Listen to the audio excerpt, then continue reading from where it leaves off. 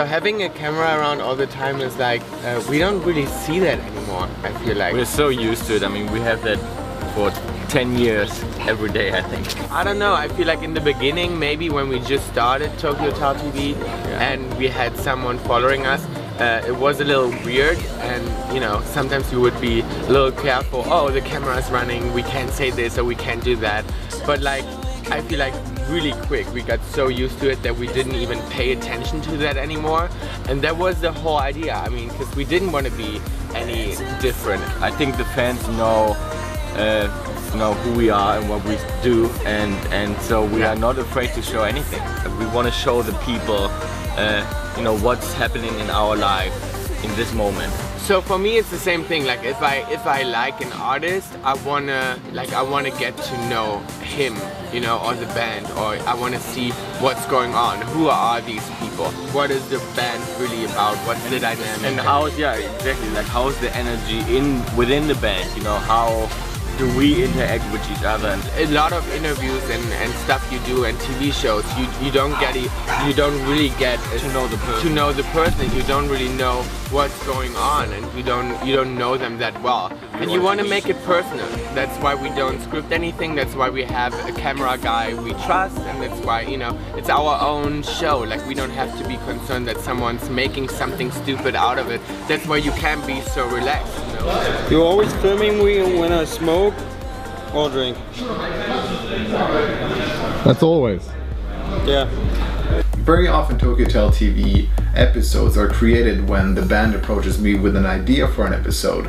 My job then comes into the place of producing it and making sure that we have enough footage and are able to cut an episode that tells the story that the band wants to tell. Normally, we are in more controlled environments. If there's a studio session, we can easily bring out the tripod or put the camera on a slider, which means that we can get the nice fluid shots that we so often use. One of the main concerns that I had before the Feel It All tour was the technology for editing and processing footage while we were on the go. So what I ended up doing was that I contacted a Norwegian company called Multicom, and they customized this laptop computer to be an amazing working station for mobile video editing. That meant that in the mornings when, you know, we were still en route to the new country or wherever we're going, I could wake up, get dressed, I could walk downstairs with my little bag and find a little square foot of working space, turn on my computer and work for a few hours while we were still on the tour bus headed to the next venue.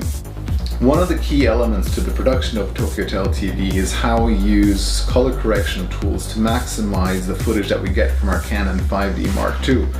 I cut the episodes in Adobe Premiere, but because of the seamless communication between Premiere and Adobe After Effects, we very often use After Effects to color correct the images, either by using the standard color correction tools that are present, or Red Giant plugins such as Colorista or Mojo. Once I'm done with the color correction, we have a draft edit.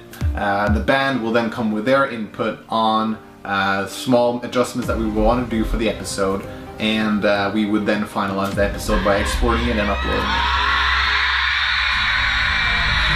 Since this is a one-camera operation, the band and I sort of agreed that we were going to get as many angles as possible per venue.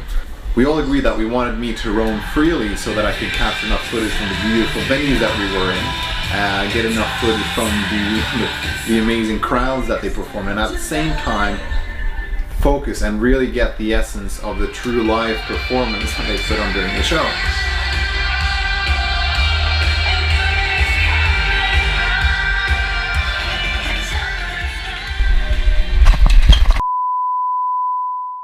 Typically, the next day you do it all over again. You come to the venue, you find a power supply, you charge your batteries, and you start working.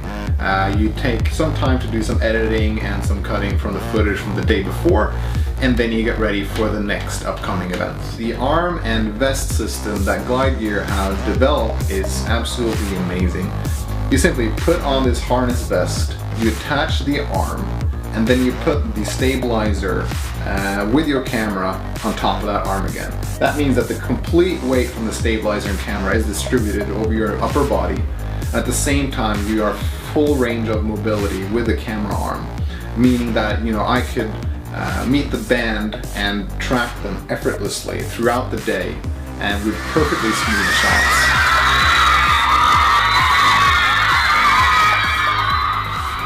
One of the ways I used this system was that it took the full weight of the camera system off my hands, and I could use the zoom and focus manually during the concerts, allowing me to focus really uptight and close on Tom's guitar, for example, and zoom out instantly to get a wider shot.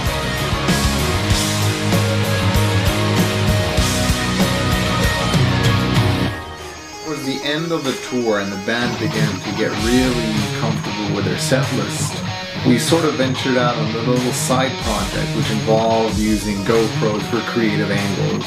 We used the GoPro cameras for time lapses, we mounted the GoPros on instruments, and if you've seen the other episodes of Tokyo Hotel TV, we also discovered that we could have a lot of fun if we hide GoPro cameras.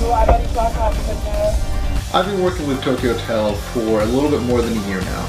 The boys are great to work with. They are a lot of fun, at the same time they're very down to earth and humble.